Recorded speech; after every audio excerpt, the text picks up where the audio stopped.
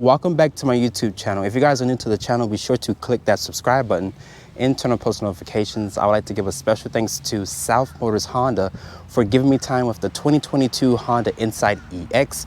If you're in the market for a Honda, you can come check out South Motors Honda and ask for Saul. He will get you into a new or pre-owned vehicle. But let's talk about pricing here for the Honda Insight. Starting price is at $25,760, including destination. This one stickers for $30,965. But let's talk about the exterior styling of the Honda Insight. Let's talk about the exterior color here of the Honda Insight. My model is painted in this beautiful shade of blue. At certain angles, it does look like a dark gray, but that paint is a $395 charge. Looking at the headlight modules here, there's this chrome bar that cuts between the headlight modules. These are a multi-reflector LED headlight with the automatic low and high beam, LED turn signal, and daytime running light.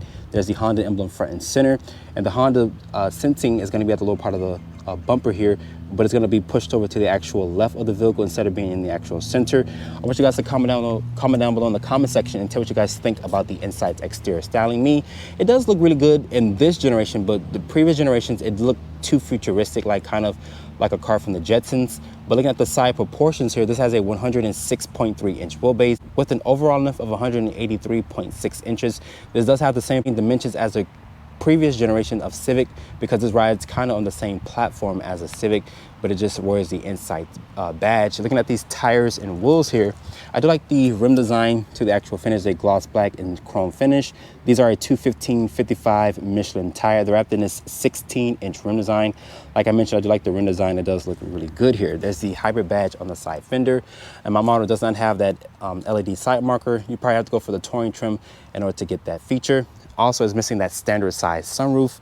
But making our way to the rear of the Honda Insight, looking at these taillights, they look to be an LED combination design, which is an incandescent turn signal and reverse light with this LED brake light. I do like the taillight design here. It looks really good.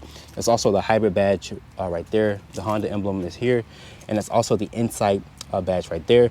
Looking at the lower part of the bumper here, there's no visible exhaust trim because this is a full-on hybrid. It's kind of tucked underneath the rear bumper there. There's a backup camera right here. Open up the cargo back here. Once it opens up, it reveals 14.1 cubic feet of space. So pretty good cubic feet of space. You can also fold the seats down and do a 60-40 split via these tabs right here. And underneath here, Honda does give you a fix-a-flat kit instead of a spare tire. But overall, let's hop into the interior of the Honda Insight. Sitting inside the interior of the Honda Insight, as you guys can see here, my model does have this nice two-tone color combination. Honda calls this an ivory interior. There's this 8-inch display. It does support Apple CarPlay and Android Auto via the USB. There's no wireless Apple CarPlay. I have to go for the newer product, which is the Honda Civic or the Honda Accord, which offers wireless Apple CarPlay and Android Auto. But reaching over here to shut the door of the Honda Insight, the push button start is right here, or for short, basically says power because it's a full-on hybrid. But once you guys press that power button there, the gauge will do a nice sweep and the vehicle is already on. It tells you here in this instrument panel here that is ready to drive because it uses the electric motor to basically start up the vehicle. And if you guys are wondering where the battery pack lives, it lives underneath the rear seats. But let's talk about the materials here on the actual door panel. Really nice material. It's even this cloth-like material here on the actual door panel. Nice stitching. Your mirror lock controls and window controls here. It is auto up and down for the driver and passenger, but not for the rear windows. This area is going to be nice and padded. Additional cup holder and storage space, your trunk release, your fuel cap opener, your Honda sensing, stability control, trip reset computer. There's your dimmer switch there. This does have an 8-speaker audio system here in this car. And this is a manual tilt and telescoping wheel. It does offer a good amount of range and adjustability. There's these autos here for the regenerative braking. There's the headlight stock and turn signal stock there. Wheel wiper stock is right there. You can also customize this display here. As you guys can see very quickly here, before I got into this car, it said it had 500 plus miles of range. So that's super impressive with this vehicle. I've been averaging 17.3 miles per gallon. I only had the car for about a good 20 minutes or so. Over here is for your volume and voice controls. There's the Honda emblem on the actual airbag cover. There's this plastic steering wheel here. If you go for a touring model, I'm pretty sure Honda will wrap this in leather. You guys can hear the gas engine kicked on. Over here is for your driver's assistance. There's no heads-up display. The material's going to be a nice soft touch material. Like I mentioned, this is an 8-inch display. As you guys can see, the Apple CarPlay is very bright. Going here to the Honda interface, you can show what the power floor is doing and whatnot. Like I mentioned, look at that range, super impressive. Unfortunately, there's no hybrid Civic. Unfortunately, I have to go for the Insight. There's your air vents up here. There's your hazard button. Going back to home here, the touch response is very good. This is a really good system here. Honda calls it Honda Link. I'm going back to the Apple CarPlay, looking at the Waze display here, as you guys can see. Really nice display. Over here is going to be single zone climate control. Unfortunately, you probably have to go for the touring in order to get dual climate control. Putting the vehicle into reverse. This houses the eCVT transmission. There's trajectory with distance markers. This also has rear cross traffic alert, so it will put the brakes on for you. As you guys can hear, the gas engine shut off. Going to drive, you click D. There's electronic parking brake hold. And to go into park, the P button's right there.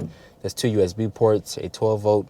My phone, it does fit, but it is hanging off, or it's sitting up a little bit because of the USB cord. There's an EV mode here, sport mode, econ mode there. Pulling this right here, it does reveal 2 cup holders. And this armrest actually slides forward and back, and it does reveal a deep amount of space in there. This is the current key fob here for the Insight. There's a lock, unlock, remote start, panic button, and a trunk release. I do like the nice blue on the actual back of the key fob. No other hybrid, if I'm not mistaken, Honda gives this portion of the key to be blue or has it blue. But sliding this back, you can also adjust this like I mentioned. The seats, they're supportive and comfortable. My model is missing that standard size sunroof. You probably have to go for the touring trim in order to get that featured. It's going to be incandescent lighting. The material is going to be real nice leather material here on this portion of the dashboard with some stitching. Open up the glove compartment, very deep storage. But overall, the interior of the Insight, it does look really nice, and I especially like this two-tone color combination. Before getting into the back seat of the Honda Insight, let's talk about the door panel materials very quickly here. Looking at the materials here, really nice material. There's this cloth-like material here. This area is going to be nice and padded. Switchgear feels really nice. There's a cup holder and additional space here. The seats are going to be cloth seats. But getting back here, as you guys can see, I do have around, or Honda says you have around 37.4 inches of legroom. I have plenty of foot space underneath the driver's seat. There's some rear air vents. There's also no sunroof here in my particular model. You have to go for the touring trim in order to get the sunroof, if I'm not mistaken. It's going to be incandescent lighting.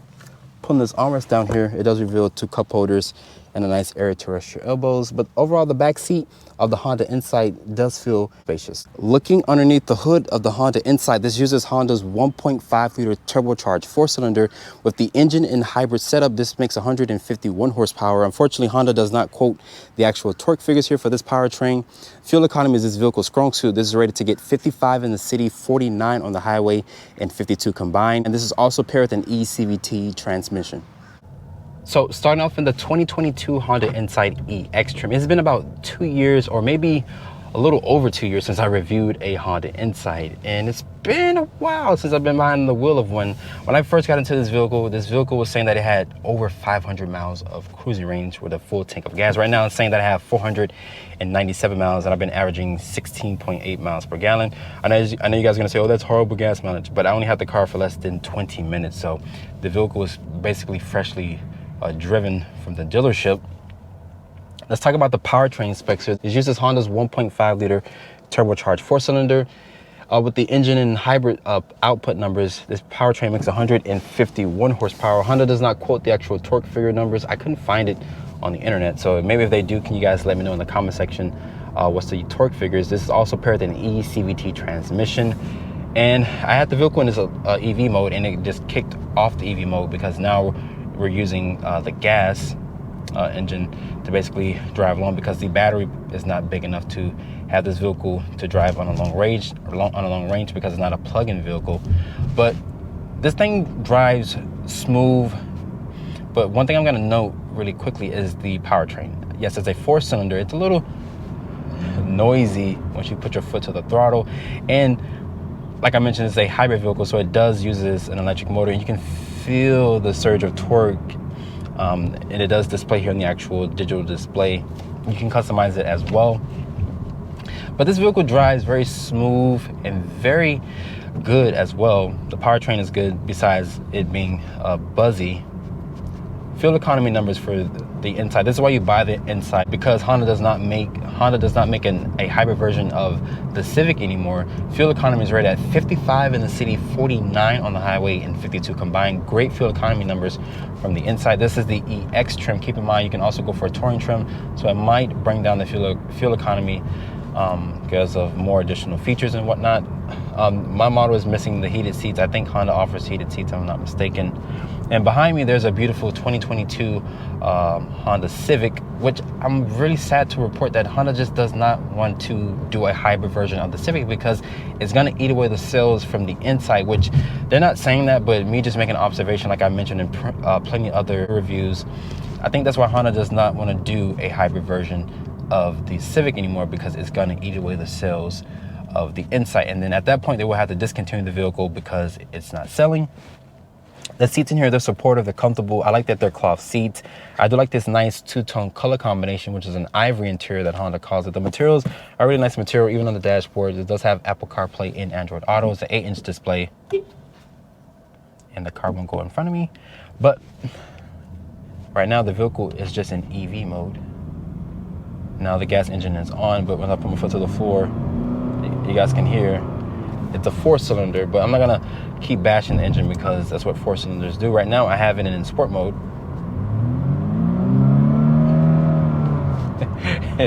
And that sounds pretty interesting.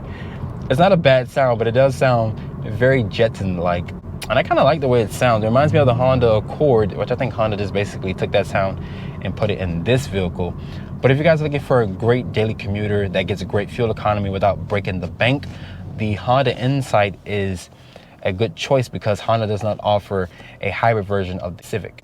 After spending time with the 2022 Honda Insight EX, hope you guys have enjoyed this review here. Be sure to follow me on Instagram @DriveOnReviews and hit that subscribe button, and I'll see you all in the next review.